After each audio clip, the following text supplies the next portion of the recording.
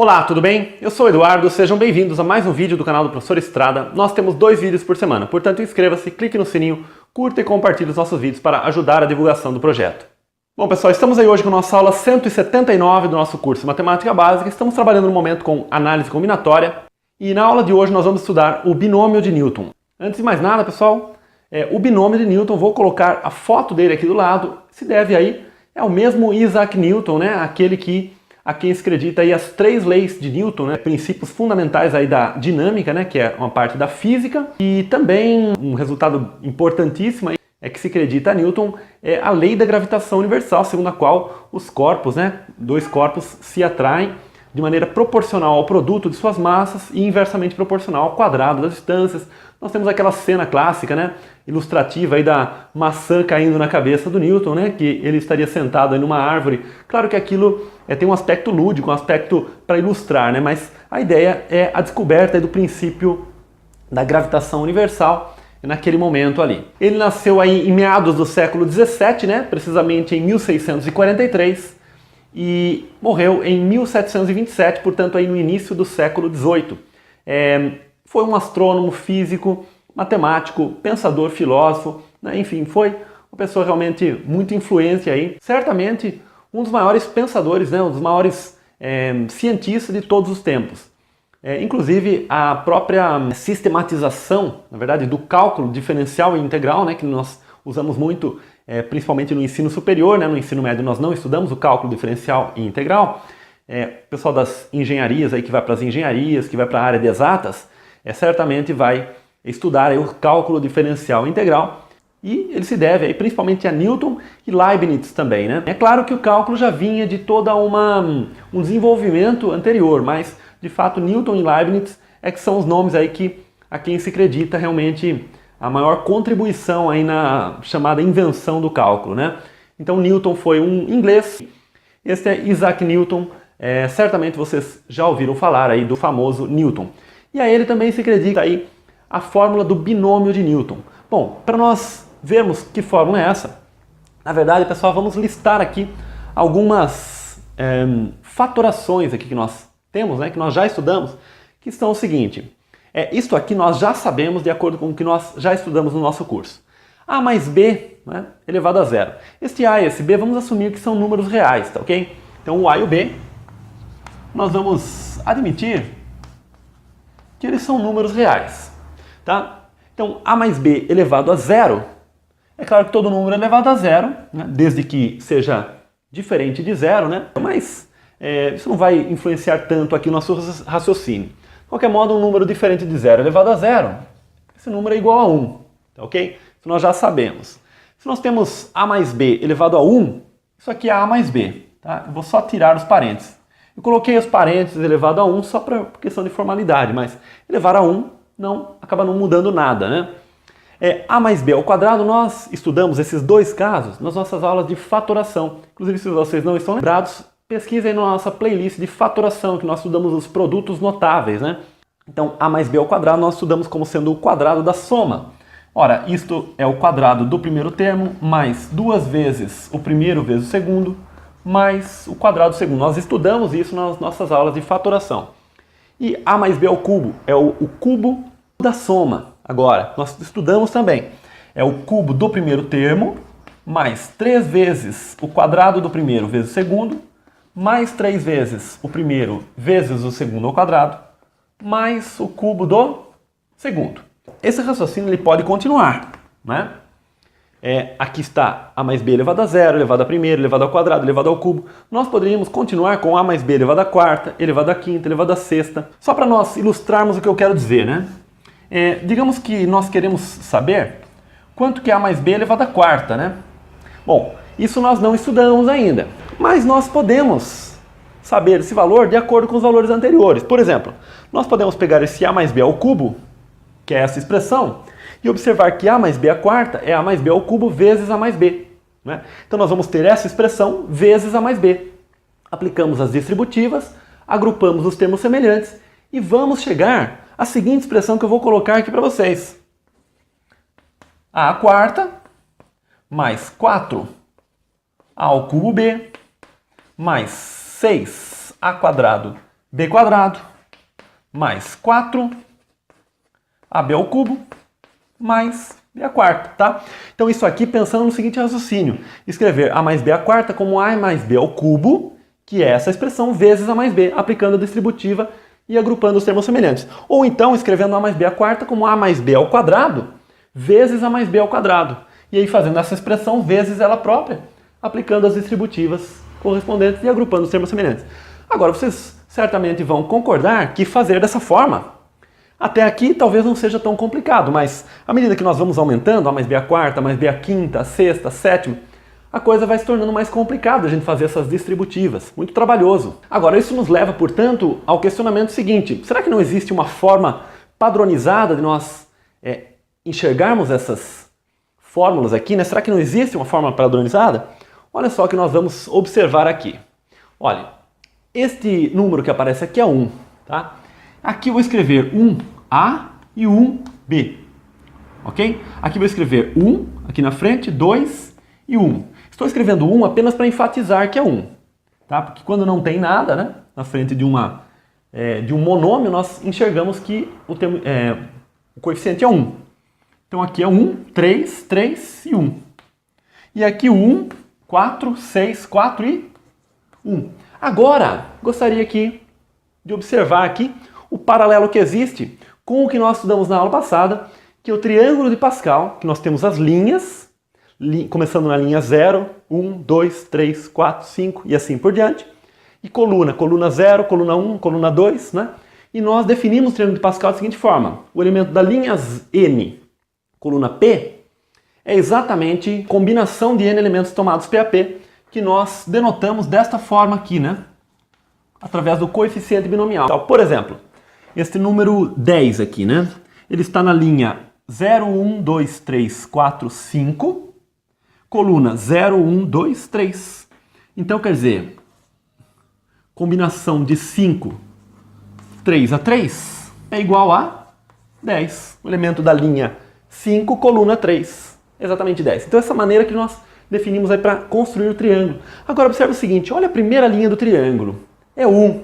Olha a primeira linha que está aparecendo aqui, 1. A segunda linha, 1, 1. E aqui a segunda linha, 1, 1. Estamos observando os coeficientes. Aqui, 1, 2, 1. E aqui, 1, 2, 1. Ali, 1, 3, 3, 1. 1, 3, 3, 1. E aqui, ali a quarta linha, 1, 4, 6, 4, 1. 1, 4, 6, 4, 1. Bom, isso já nos traz uma coisa bem interessante, né? Parece que existe um paralelo aqui, né? Por que eu digo parece? Porque pode ser que tenha sido simplesmente uma coincidência, né? Que vale somente até as 4 primeiras linhas. Será que isso já nos permite concluir que vale para as linhas seguintes? Essa mesma relação de seguir os coeficientes, né? Que aparecem aqui, exatamente como os do triângulo? Bom, vamos ver se isso realmente procede, tá? Agora, tem um detalhe aqui também. A ordem dos termos que nós vamos ter que colocar, agora pensando nos termos, né, não nos coeficientes, na parte literal, né, dos nossos monômios, porque esses termos aqui são monômios. Cada monômio é composto de uma parte literal, a parte de letras, né, e uma parte que é o coeficiente. Para nós determinarmos a ordem dessas letras, para podermos aplicar os coeficientes do triângulo, olha o que foi acontecendo aqui. Aqui apareceu o A e aqui o B. Aqui o A quadrado, AB e B quadrado. Observe que o expoente que aparece no A aqui é 1. E no B aqui é 1 também. Que é exatamente este 1 que aparece aqui.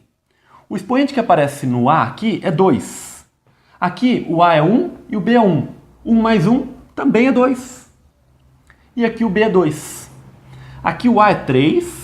Aqui é 2 com mais 1, que dá 3. 1 com mais 2, 3. Aqui é 4, 3 com mais 1, que é 4, 2 mais 2 é 4, 1 mais 3 é 4 e 4. Né? Então observe que é o seguinte, nós partimos do primeiro termo elevando a potência do coeficiente em questão. Tá? Então, por exemplo, aqui começou com A quarta. Depois nós vamos reduzindo o expoente do A, por exemplo, para A ao cubo, A quadrado, A elevado à primeira e A elevado a zero, né? Que é o que não aparece aqui.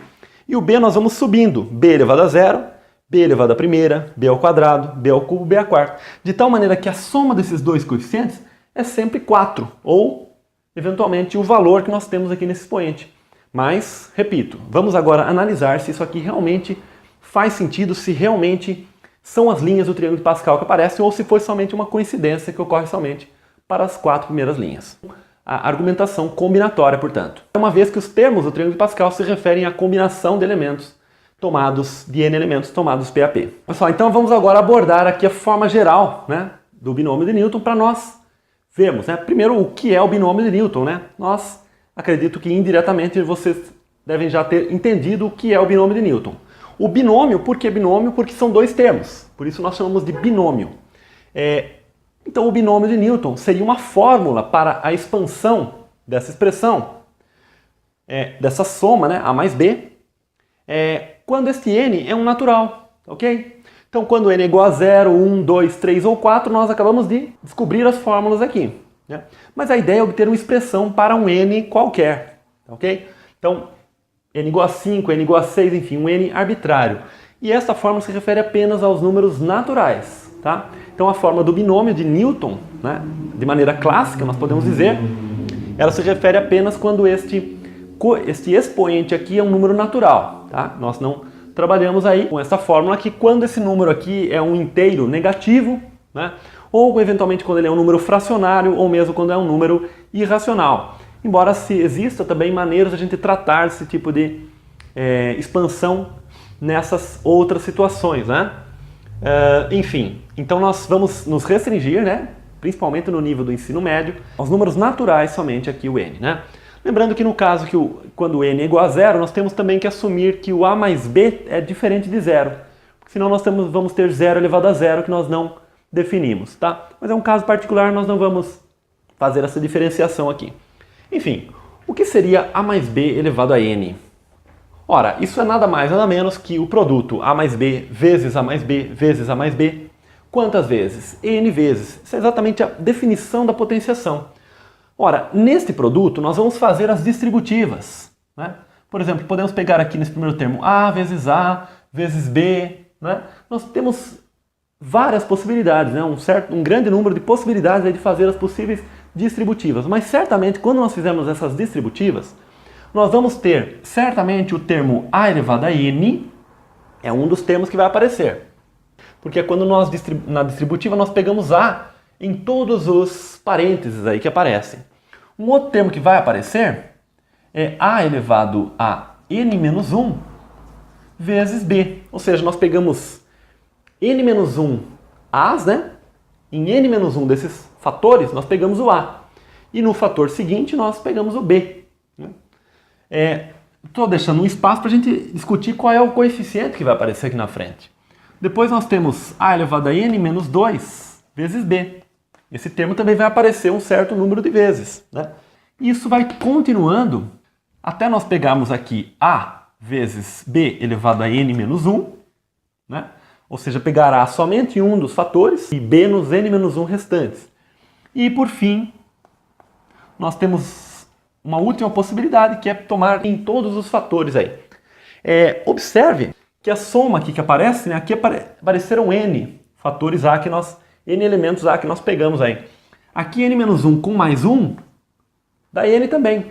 Porque é claro, quando nós fizemos a distributiva, nós pegamos pelo menos a ou b em cada um dos fatores. Então a soma dos a's e dos b's que nós pegamos, a quantidade de a's mais a quantidade de b's, é igual a n, né? Aqui também, olha, n menos 2 mais 2 também dá n. n menos 1 mais 1 também dá n. E aqui dá n também, né? Por questão de formalidade, para aparecer o b também e o a em todos, nós podemos escrever aqui b elevado a 0. E neste último termo, podemos escrever também a elevado a 0. Então, a elevado a 0, b elevado a n. Então, esse elevado a 0 está indicando que nós não pegamos nenhum b.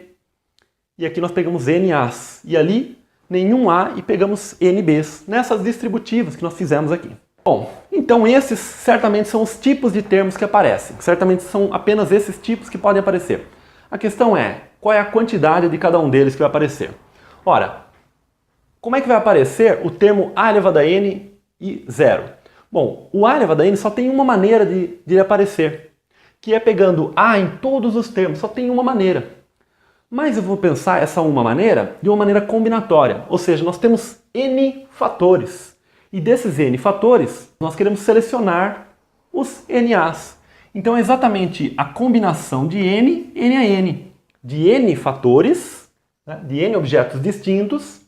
Nós queremos selecionar n objetos destes, e desses n nós vamos escolher o A. Agora, dos n objetos, né,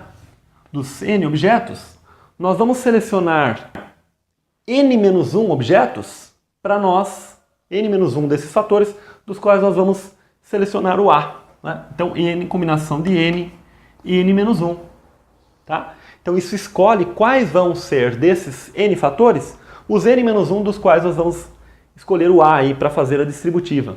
Então, esse é o número de maneiras que aparece esse termo aqui. Depois, nós temos n-2 maneiras para escolher os termos dos quais nós vamos pegar o A também. Né? Isso vai continuar. Né? Então, nós temos aqui n1 a 1 maneiras de escolher o fator do qual a gente vai tirar o A. E depois n00 aqui, para esse último termo. Agora, eu vou fazer simplesmente uma coisa aqui, que é o seguinte. Eu vou escrever ao contrário essa expressão, para nós podermos visualizar melhor isso aqui. Tá? Então, nós temos o seguinte. Combinação de n0 a 0 vezes a elevado a 0, b elevado a n. Mais combinação de n1 a 1, a elevado a 1, b, n-1. Isso aqui continua, não vou escrever todos.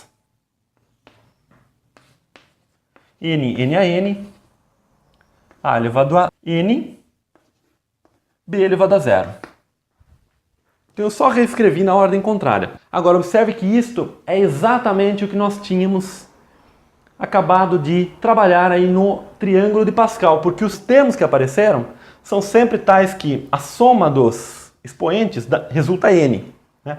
0 mais n, 1 mais n menos 1, até n mais 0, que também é n. Tá? Então a soma dos expoentes é sempre n. E os coeficientes são exatamente os termos da linha n do nosso triângulo de Pascal. Ou seja, nós acabamos de mostrar que a fórmula, né, do binômio de Newton, ela utiliza aí os coeficientes, que são os termos da linha n do triângulo de Pascal. Ou seja, o que nós fizemos anteriormente é que não foi uma coincidência que foi válida apenas até a quarta linha do triângulo. Não. É uma coisa que pode ser usada de maneira geral. Isto é a chamada fórmula do binômio de Newton, que nós escrevemos da seguinte forma. Como nós temos aqui uma soma de termos, nós escrevemos assim, né? Nós utilizamos o símbolo de somatório, que nós já mostramos isso em aulas anteriores aí, né? É o somatório de... Nós escrevemos A elevado a I. E o B está sendo sempre de tal maneira que a soma dele com o expoente do A resulta N. Então o B aparece B elevado a N menos I. Né? E o expoente que aparece é N e I. Tá? Então N e aí, né? E para I, variando de 0 até N. Esta é a famosa fórmula do binômio de Newton, tá? Somatório de N, combinação de N e aí, de A elevado a I vezes B elevado a N menos I. Somatório para I variando de 0 até N, tá? Então essa é a fórmula, então nós realmente podemos utilizar o triângulo de Pascal para fazer essas expansões, porque os coeficientes são exatamente esses que aparecem aqui. Bom, pessoal, vamos fazer uma aplicação aqui dessa teoria que nós acabamos de desenvolver aí, né? Bom, aqui nós queremos expandir aqui x menos 2y elevado à sétima potência. Bom, a forma que nós deduzimos ocorria a soma aqui dentro. Então esse x menos 2y nós temos que enxergar como x mais menos 2y, tá? Então o nosso A vai ser x e o nosso B é menos 2y. Ok, então nós vamos escrever o seguinte. Nós estamos elevando a 7, então nós usamos a nossa sétima linha do triângulo de Pascal. Então nós fazemos assim, 1, né, vezes este aqui é o nosso A, né? E este aqui é o nosso B. Tá? Então tem que levar em consideração a soma aqui, que apareceu a diferença. Então o primeiro termo é 1, nós vamos usar esta linha aqui. do triângulo de Pascal, porque o expoente aqui que aparece é 7. Para nós fazermos bem de acordo com a fórmula do binômio de Newton que está ali, tanto faz, né? Se nós começamos aqui com a elevado a n, ou se nós começamos com a elevado a zero, porque existe uma simetria aqui nessa linha, tá ok? Mas para nós nos adequarmos bem certinho àquela fórmula ali, vamos fazer o seguinte, o nosso a então ele começa a elevado a i, né? Tá aqui. Então vamos fazer assim, 1 vezes x elevado a zero, que é o nosso a, vezes o nosso b, que é menos 2y elevado a sétima, que vai ser n, né, que é o 7 menos 0. Depois nós vamos para o próximo termo, que é 7, mais 7. Agora o x vai ser elevado à primeira, e o menos 2y vai ser elevado à sexta. 1 mais 6 é 7. Mais, continuando aí, 7, agora 21, agora é x ao quadrado, e menos 2y à quinta. Mais 35, x ao cubo agora, e menos 2y à quarta. Continua. 35 novamente, x à quarta, menos 2y ao cubo, mais 21, x à quinta, menos 2y ao quadrado. Então observe que nós estamos mantendo aqui os coeficientes que aparecem, né, na nossa linha 7, né? Os expoentes do x estão subindo, né? 0, 1, 2, 3, 4, 5. E os expoentes do menos 2y, que é o b, estão descendo. Mais 7, x à sexta, menos 2y à primeira. Mais 1, que é o último termo que aparece, x elevado à sétima, menos 2y elevado a zero. Agora é só a questão de nós fazermos essas contas aí. Aqui tem um detalhe, porque na verdade quando nós fazemos x elevado a zero aqui e y elevado a zero aqui, nós estamos supondo o x e o y diferentes de zero, tá? Então, a princípio, vamos colocar aqui que o x e o y são diferentes de zero, são ambos diferentes de zero. Depois nós voltamos a essa observação aqui, tá ok? Então vamos lá. Então aqui menos 2y à sétima, né? Bom, é número negativo elevado a expoente ímpar. Então isso aqui vai dar negativo, né? 2 elevado à sétima é 128, y à sétima. Agora aqui, número negativo, expoente par vira positivo. 2 à sexta é 64. 64 vezes 7 vai dar 448. Então, mais 448 xy à sexta. Agora aqui, nós temos um número negativo elevado a expoente ímpar, vai virar negativo, vai continuar negativo. Então ficou menos, 2 à quinta é 32, 32 vezes 21 vai dar 672 vezes x ao quadrado, y à quinta. Agora aqui, negativo expoente par vira positivo, então aqui vai ficar o quê? 16 vezes 35, né? 2 à quarta, vai dar 560. X ao cubo, y à quarta. Continua. Aqui é negativo, expoente ímpar, negativo, né? 2 ao cubo é 8. 8 vezes 35 vai dar 280, x à quarta, y ao cubo. Agora aqui, negativo, expoente par, positivo. Vai ficar mais 2 ao quadrado é 4. 4 vezes 21 vai dar 84. 84, x à quinta, y ao quadrado. Negativo, expoente ímpar, negativo. Menos 2 vezes 7, menos 14. X à sexta, y. E aqui, negativo, né, elevado a zero, fica 1, mais x à sétima. Agora vamos fazer uma observação aqui, pessoal, que é o seguinte. Nós tínhamos colocado essa condição que o x e y tem que ser diferentes de zero. No entanto, se o x for zero, né, se o x for zero, esse resultado aqui daria só o menos 2y à sétima. Mas aí zeraria todos esses termos que tem x. E daria só esse termo que é exatamente o que nós queremos.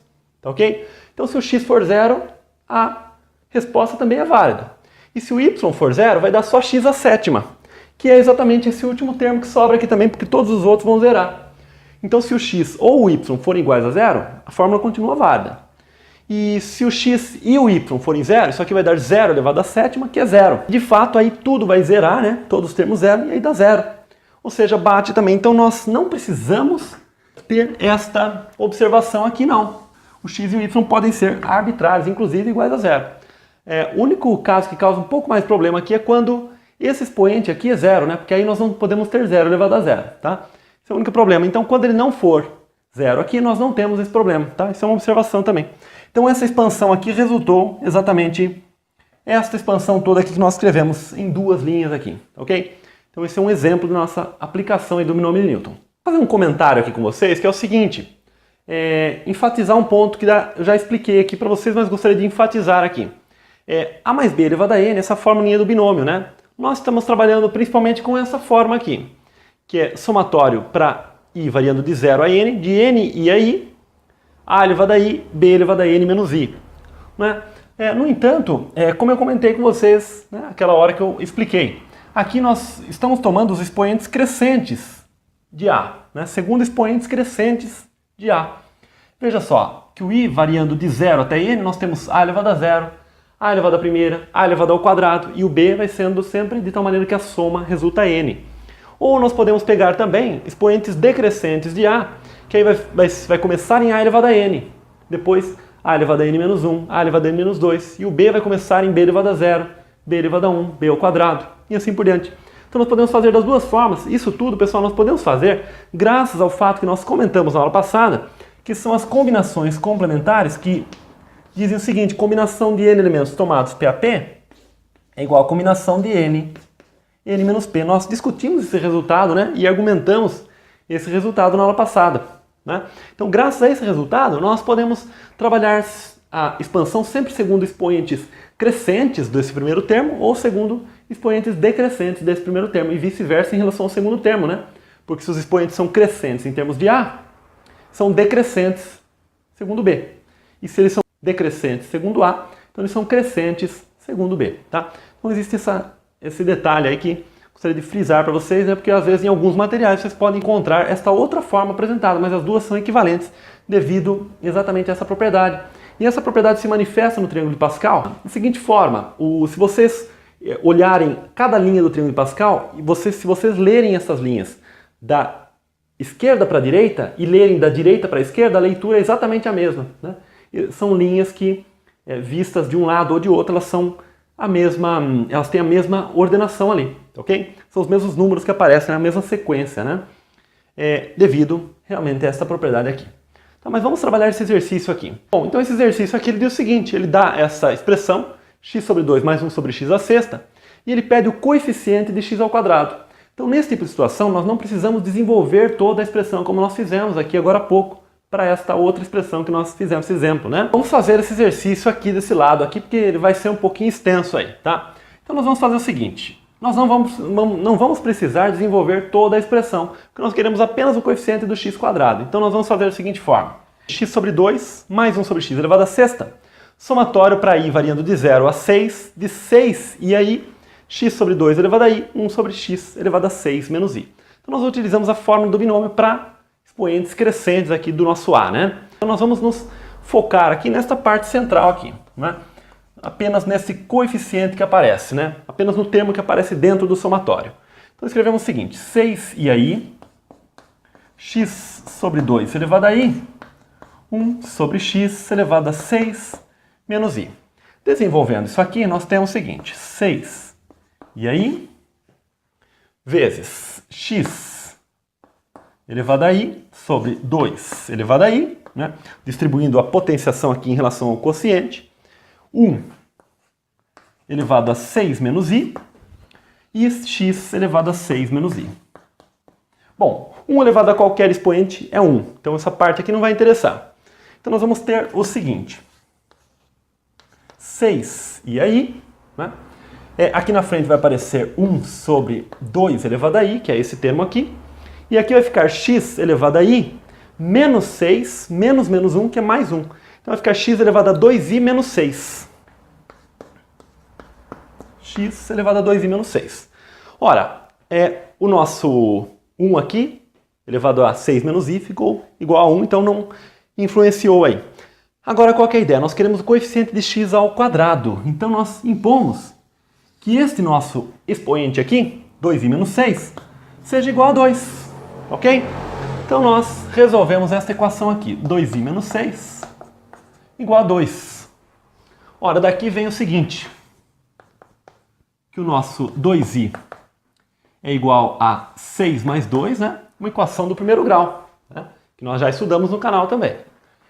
Portanto, i vai ser 6 mais 2, que é 8, e esse 2 passa dividindo, portanto, i igual a 4.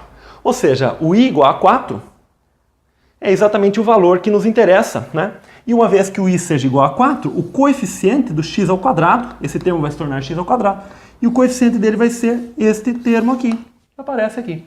Então, o nosso coeficiente, né, coeficiente de x ao quadrado é o seguinte, basta usar i igual a 4 aqui, tá?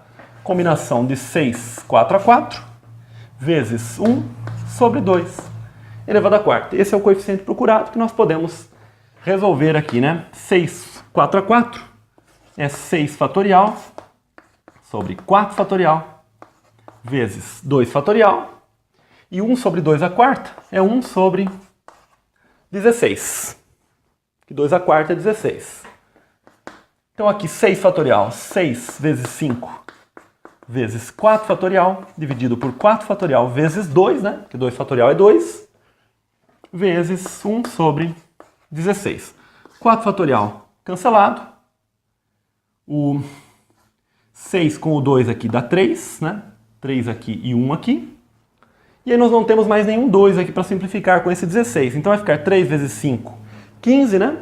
15 sobre 16.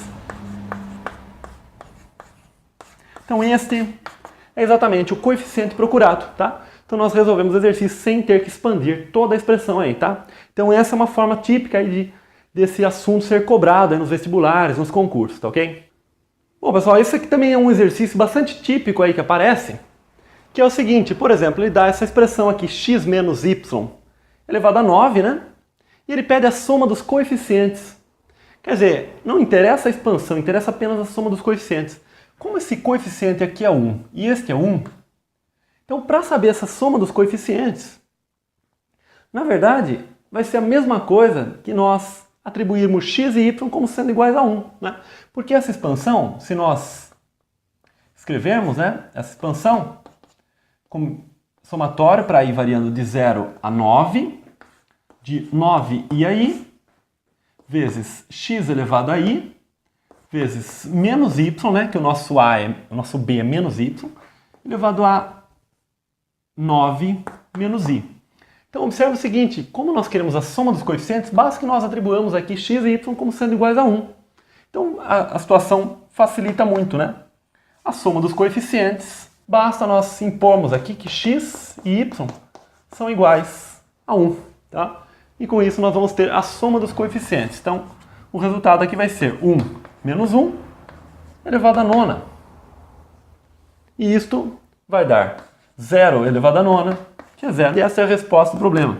E um exercício bastante simples que nos remete, na verdade, na aula passada, quando nós falamos do triângulo de Pascal, nós argumentamos que a soma das linhas, né, a soma dos elementos de cada linha do triângulo de Pascal, da linha n, é 2 elevado a n. Nós argumentamos isso pensando aí no argumento combinatório e eu comentei que existia também uma forma algébrica de nós pensarmos isso aí. A forma algébrica, eu falei que nós veríamos em aulas seguintes, é exatamente o binômio de Newton.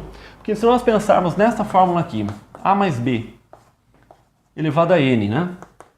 Somatório para i de 0 até n, de n e a i,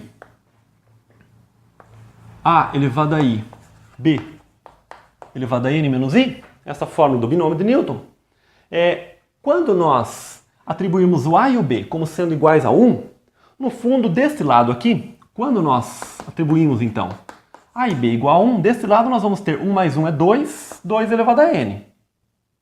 Ok? E deste lado aqui nós vamos ter somatório para i de 0 até n, de n e a i. E aqui vai ser 1 e 1, n e a i. Ou seja, está demonstrado aqui, né, que a soma dos elementos de uma determinada linha do nosso triângulo de Pascal, que é exatamente essa expressão, é 2 elevado a n. Então esta é uma demonstração que nós chamamos de algébrica, né? Nós damos argumentos combinatórios para essa demonstração. Apesar de que, no fundo, nós também utilizamos argumentos combinatórios, porque a dedução dessa fórmula aqui do binômio de Newton, nós utilizamos análise combinatória para nós deduzirmos essa fórmula aqui, tá? Então, indiretamente também nós utilizamos análise combinatória para essa demonstração, tá ok? Mas, enfim, fica aí também uma outra forma de vocês entenderem que a soma dos elementos de uma certa linha do triângulo de Pascal é 2 elevado a n. Bom, pessoal, então é isso, tá? Nós apresentamos hoje, então, a fórmula do binômio de Newton. Com isso, nós finalizamos essa parte de combinatória. Na aula que vem, nós vamos começar com probabilidade, tá? Que usa também muitos conceitos de combinatória para nós contarmos, né, o número de elementos que nós precisamos para calcular as probabilidades, né, dos conjuntos que nós calculamos.